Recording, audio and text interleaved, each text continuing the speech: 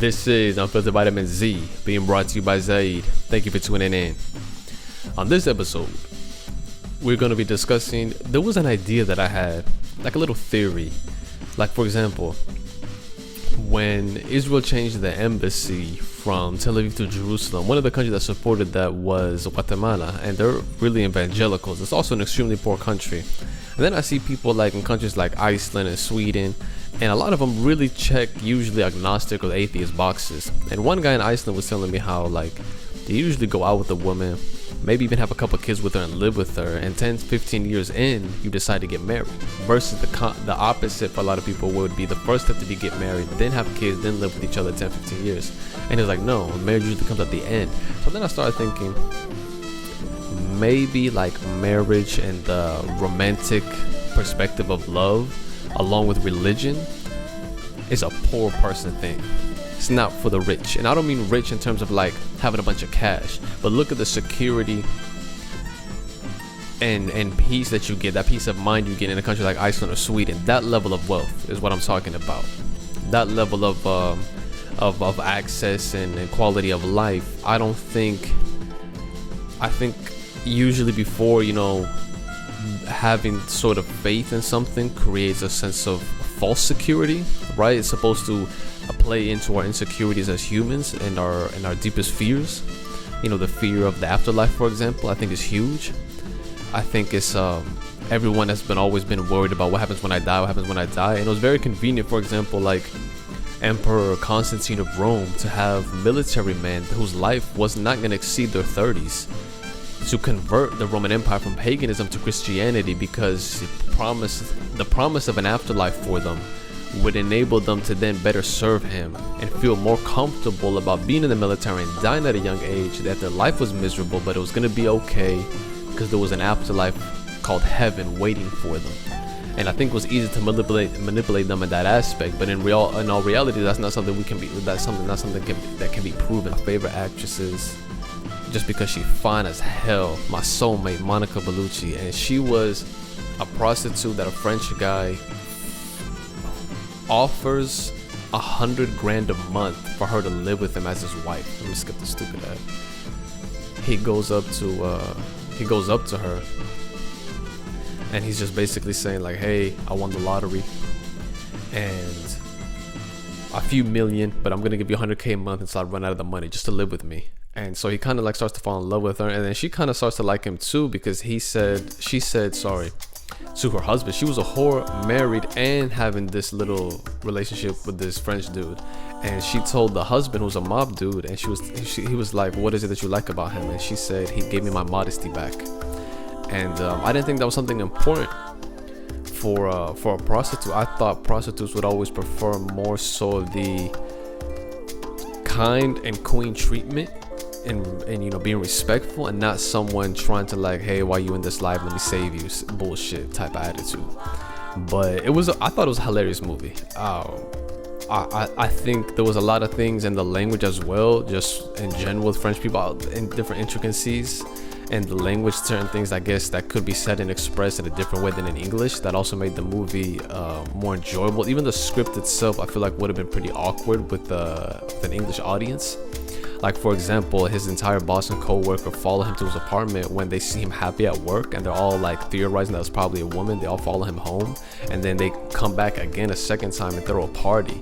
And there's just certain things like that was like super fun. Everybody was just like, what the fuck are you smiling? You never smile at work. What the hell's going on? And but yeah, the movie was called How Much Do You Love Me? And it got me thinking, like, maybe not in a direct form of transactional, I guess, for prostitution, but isn't marriage prostitution? Like, aren't you like, when do you not give up something for something? You know what I'm saying? Like, asking someone, wanting someone to live with you and marry you and like have sex with you, you're usually giving up something. You know what I mean? It might not be cash and straight for sex, but like, even if it is a date, even if it is giving up your time, you're giving up your energy, you are giving up money, you are putting out something out there in order to get something in return, right? And so everything's a transaction. We're all doing services, like Chris Rock said. We're in, if you're in a relationship, you're in the service industry, you're here to serve somebody else. Just different forms of serving. There's different roles, right? There's the role of a woman as a nurturer, the role of a man as a provider.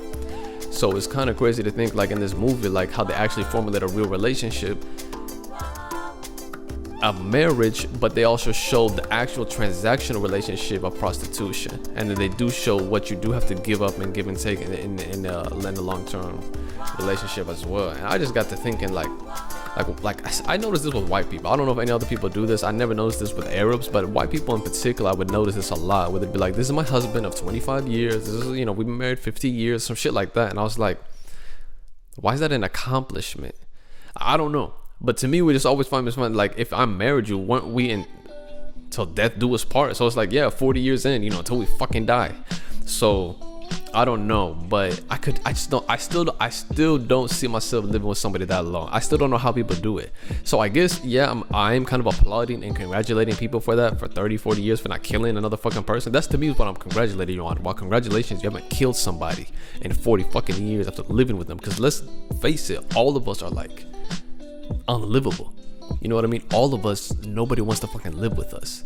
So the fact that you found somebody that's put up with your shit, like all our dumb little things that only we understand, only we like, is I guess is bizarre. I don't know. What's this going on? Okay. And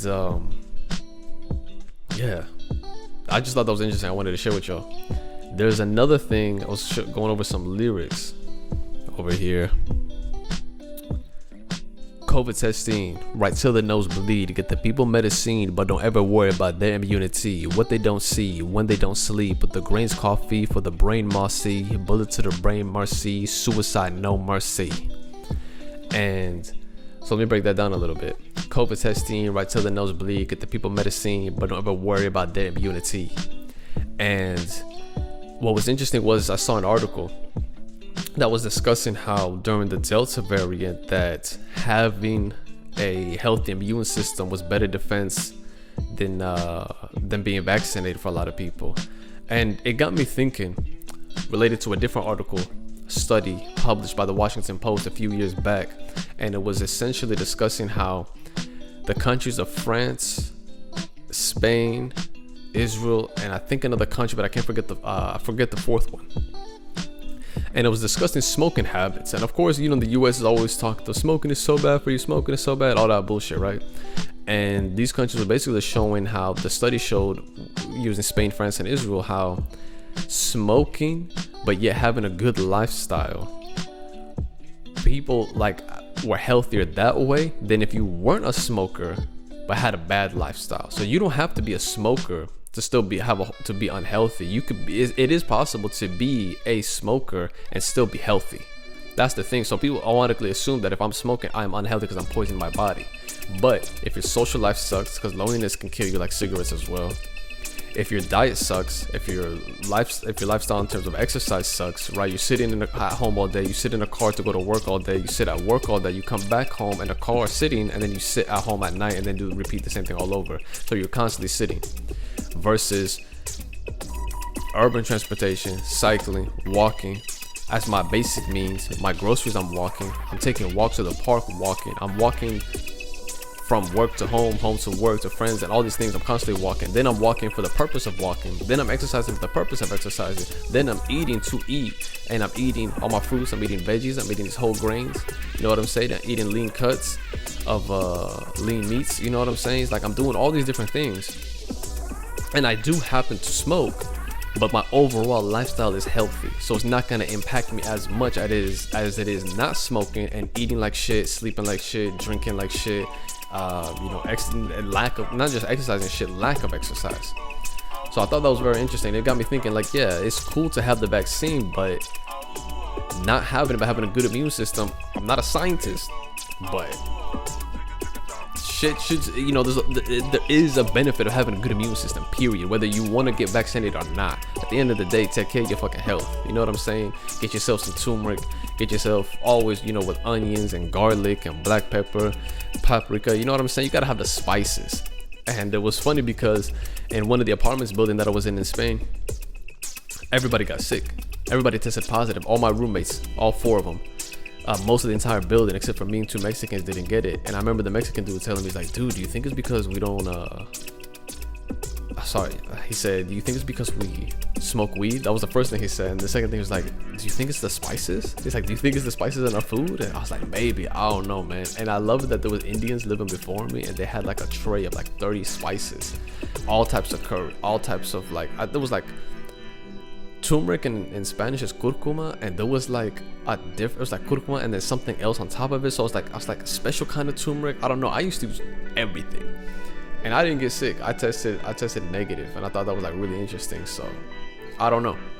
I'm not an expert, but I am saying this shit is kind of confusing. Like, the getting the vaccine is like the person that doesn't smoke, but you still live unhealthy. All right, cool, but you're still unhealthy. You know what I'm saying? It's like, I can still be healthy and be a smoker. I can still not have the vaccine and still be healthy enough to fight it off naturally as well, because we constantly do that every year anyway. The idea of masks, we've always spread germs to each other. We've always gotten flus, we've always gotten sick, and then you spread it to somebody else. You know what I'm saying? Your body has always been constantly naturally fighting off things. It's kind of like what it's designed to do. It's why we have so much bacteria on us. Like, most bacteria is actually harmful. Is this another ad? Jesus Christ. So it's like, yeah, get the people medicine, like I said in the song, but don't ever worry about their immunity. Like, they don't want to talk about health. Like, if they really cared about health, they would be constantly educating you on keeping your physical, mental, spiritual, physical, mental, emotional, spiritual health always in check, but they don't do that. So it's so easy to say, yeah, jab this and you'll be healthy, you'll be straight. But like, how come you don't educate me on all the other finer points the rest of the year on what to do on a day-to-day basis, but you care about this one moment right now? Let me just stick this needle in you. And then Pfizer CEO saying like, oh, it's gonna be a yearly thing. It's like, so you're just gonna be cashing out on this? Like, just, oh yeah, make it a yearly thing, you know, you have to get it, but you don't really, but we're gonna make you do it anyway. That's the bullshit with this entire system. Is what I'm being confused with and what I'm not enjoying about the entire process. I need to get like a stand or something for this mic, because this shit is heavier than it looks. I mean, it's not like heavy, but like after like 5 minutes of talking, you kind of feel it. You're like, fuck, I've been holding this thing. I need to get like a stand. So I don't know where to buy that. Like, how does that work? How would that connect? I'll have to figure that shit out. But like, if you listen to the audio, if you listen to the audio version and you know what I'm talking about, hop on over onto the YouTube and check out some of the UFZ clips. If you want to see my pretty face, you know what I'm saying, and match the face to the voice, you know what I'm saying, hop onto the YouTube, subscribe, comment, like, share, all that good shit. Zaid UFZ on TikTok, Zaid UFZ, ZIEED UFZ on IG as well. Go to Zaid.com, sign up for the newsletter, you get a free download, and in the future, you know, it'll be like giveaways and up-to-date news and shit like that. What else do I have written? But don't ever worry about their immunity, what they don't see when they don't sleep, with the grains coffee for the brain mossy.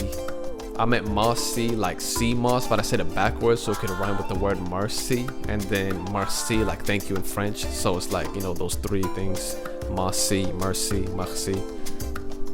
Excuse me. I feel like there was something else I was gonna talk about. So how long have I been talking? 14 minutes. Ooh.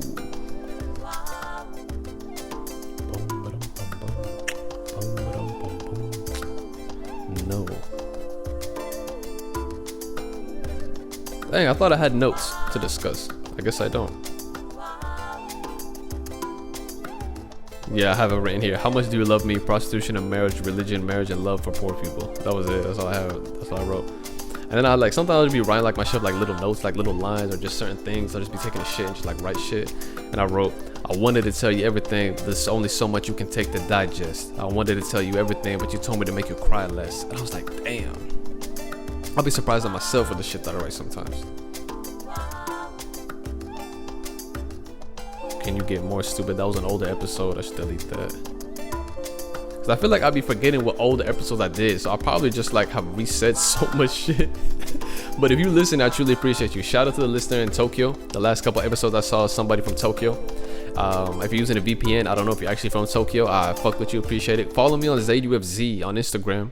And, you know, let me know comments or something. Whatever it is, you want to email me, you want to text me, you want to DM me. Just find out some way to reach out and let me know that you listen and you have any questions or comments, anything. I want to be able to have a segment like questions from, you know, listeners and present them on here. And then maybe if I can get that type of feedback, then I can know what to tailor certain conversations on. You know what I'm saying? Or maybe you just enjoy seeing random episodes that I publish and then finding one that you relate to, you know what I mean? Or maybe you just want to listen to every one that I upload and just like, yeah, I'm just following this person, I'm just listening to his documentation and his takes on different things. and he's just interesting in general. I don't know, because not every episode necessarily has something that a lot of people want to talk about. Maybe somebody wants to hear me talk about religion and history, but doesn't want to hear me talk about fucking sports and music. I don't know.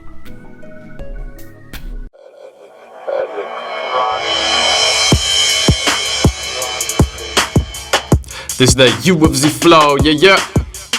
This that UFZ flow, this that UFZ flow. What ain't out of this world's right here in the center. This that UFZ flow, this that UFZ flow. It ain't out of this world's right here in the center.